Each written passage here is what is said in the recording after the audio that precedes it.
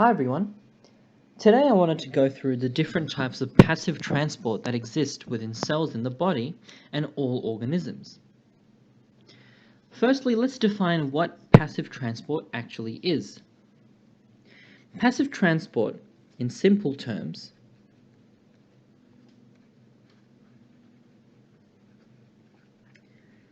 is when substances are able to move across the membrane of a particular cell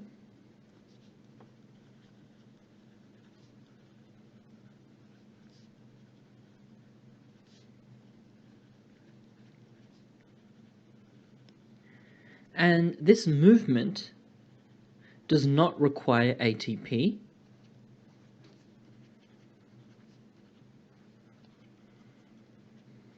So essentially, it does not require any energy to allow for it to occur. And solutes, if they are present in this particular type of transportation, always move from an area of higher concentration to lower concentration.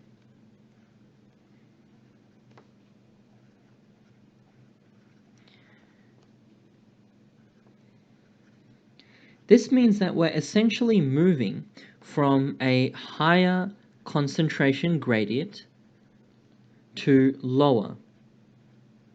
Think about it as a ball rolling down a hill. The ball will easily roll down a hill when it's moving from a higher position to a lower position. And that's the same way in which solutes are able to move in a particular cell or across the cell. The first type of passive transport that is present within cells is called diffusion.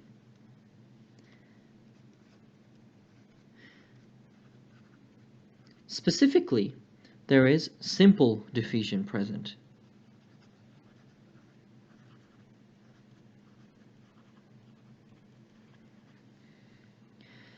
Now, simple diffusion is the process of substances being able to pass through a plasma membrane. This may be because they're small enough to automatically pass through. For example, it is known that in the placenta, if I draw the villi of the placenta here, ethanol is able to pass through quite easily. And this is the same process in other cells. This is because, firstly, ethanol is a polar and non-polar ended molecule, which means that it is able to easily interact with the various barriers that it comes in contact with. Furthermore, it's also quite a small molecule.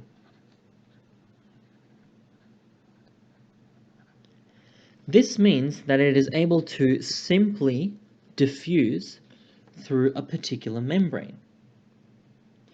So this process of simple diffusion can actually be dictated by the chemical properties or the physical properties of not only the molecule, but the particular bilayer or barrier. If this is a cell, this may be a phospholipid bilayer.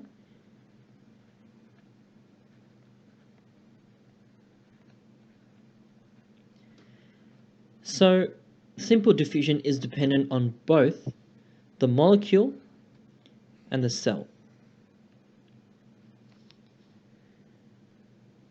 The second type of passive transport that occurs in cells is called facilitated diffusion. And there are two main types of facilitated diffusion. Firstly, there is channel-mediated facilitated diffusion.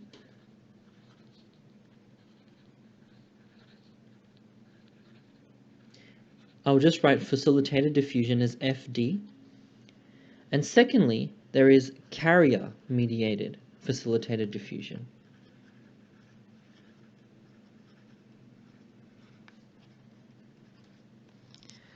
Now, these two processes occur quite abundantly within cells. Firstly, if we take channel-mediated facilitated diffusion as an example, This is when water-filled channel proteins that are present on the plasma membrane of a particular cell are able to allow for the passage of ions through these particular channels based on the size of the ions and the charge. This is because, say for example, if we are looking at a particular plasma membrane, and this is if we're looking down upon it, if we're looking directly at a cell, and this is a particular channel, then the inside of this channel will be a particular charge, say positively charged, or it could even simply be negatively charged. And this will be able to allow for the passage of particular ions into the cell. Now, depending on the charge, some of the common ions are sodium ions, potassium ions, magnesium, as well as chlorine. So the passage of these ions essentially does not require any energy, because they are simply moving from a place of high concentration to low concentration. And this is assisted by the particular charge that exists within a water-filled protein channel. The second type of facilitated diffusion that I mentioned was carrier-mediated facilitated diffusion. Now, this diffusion is quite unique in that when I first learned it, I've kind of got confused because it's quite similar to active transport methods. However, it doesn't require any energy. This facilitated diffusion process involves transmembrane proteins that can transport certain polar molecules by essentially enveloping them and then releasing them into the other side of the cell. So let's say, for example, we have a particular protein with the lipid bilayer present here. I'll only draw some of the phospholipids.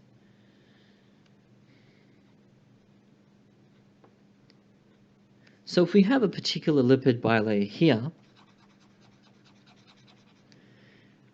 a particular carrier-mediated facilitated diffusion process may have a flipping and flopping nature present to it. So as we can see here, this protein channel is open to the outside of the cell. And if a particular molecule is able to bind to this particular transporter, then the shape of it is able to flip in that these sides move outwards and these sides move inwards. And this essentially means that the channel is able to change its conformation by the particular molecule that binds to it, to therefore allow for the passage of the molecule inside of the cell. This is seen in terms of glucose molecules that can be bound to particular transporters and therefore allow for their transport.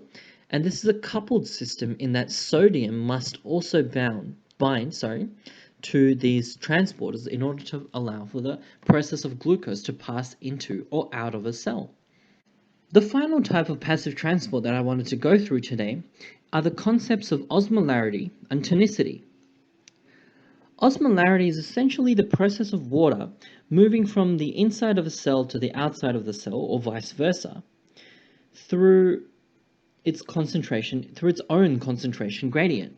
So water will always move to a point at which it is lower concentrated from a point at which it is higher concentrated.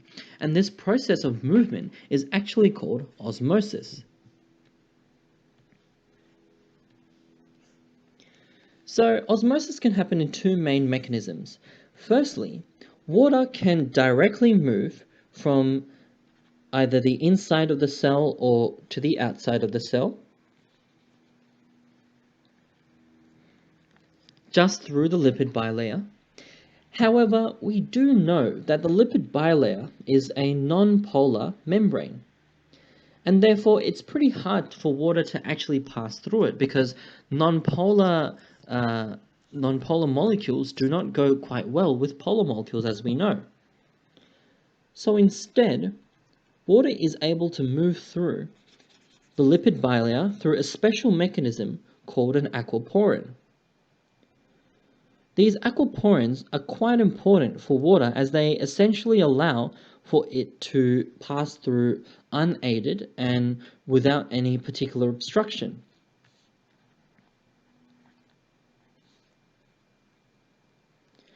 Therefore, the formation of a particular polar environment within these aquaporins allows for water to pass through easily depending on its concentration gradient. This leads me on to the concept of tonicity. Now, tonicity is quite an important process within cells that it essentially defines the shape and whether the cell is able to survive. Now, there are three main concepts that fall under tonicity. Firstly, we have the concept that solutions can be isotonic.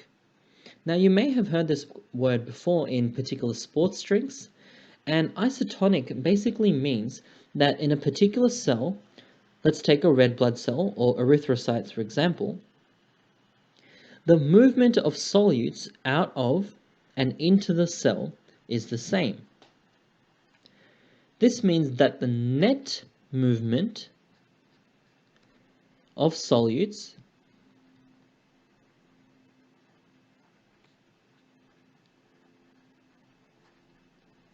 is zero, because although solutes are constantly moving in and out of the cell, there is no net exchange of any solute with the internal or external environment.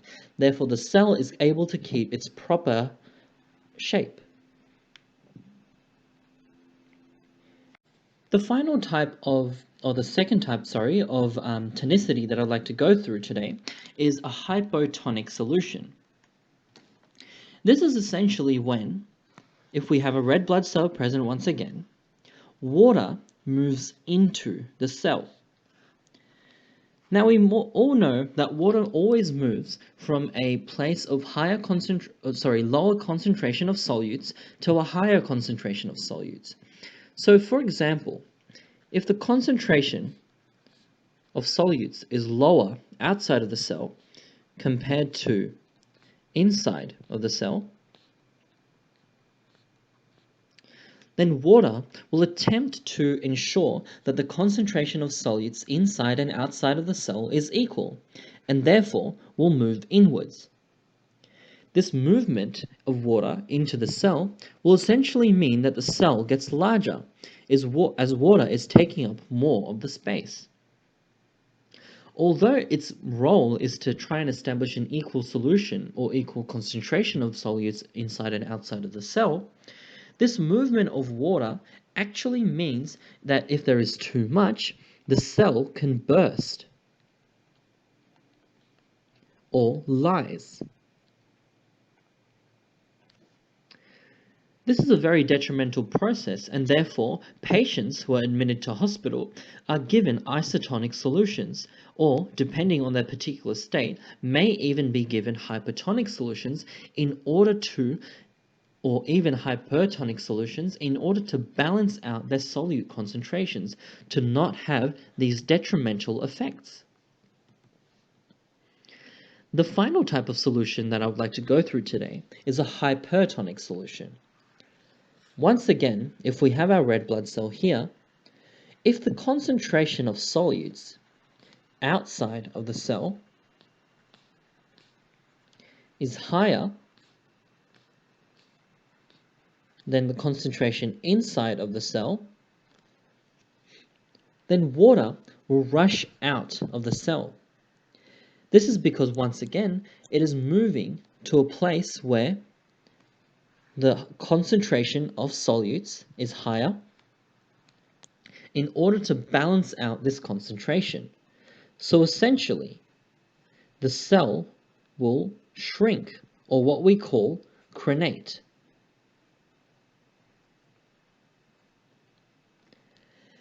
This crenation will cause for a change in the shape of the cell and therefore will affect its function as well, because we all know form relates to function. This essentially means that the cell will now become smaller than what actually was. Now, I think I mentioned here incorrectly actually. Instead, water moves from a lower concentration of solute to higher concentration. I think I may have mentioned before that it moves from higher concentration to lower concentration, but that was incorrect. So, these are all the processes that occur in relation to passive transport. Substances move across a membrane. It does not require ATP. They always move from a higher concentration to lower concentration. It involves simple diffusion, where molecules are able to simply move across a lipid bilayer. Facilitated diffusion, which involves channel-mediated diffusion, where solutes are able to move across a particular water-filled protein channel. Or carrier-mediated diffusion, in which solutes are able to move across particular carrier proteins that are able to change in their conformation. And finally, there is also osmolarity, which involves the process of water moving through water-filled channels. And tonicity, in which isotonic, hypotonic, and hypertonic solutions can dictate the particular shape of a cell. I hope you enjoyed this video. Thank you for watching.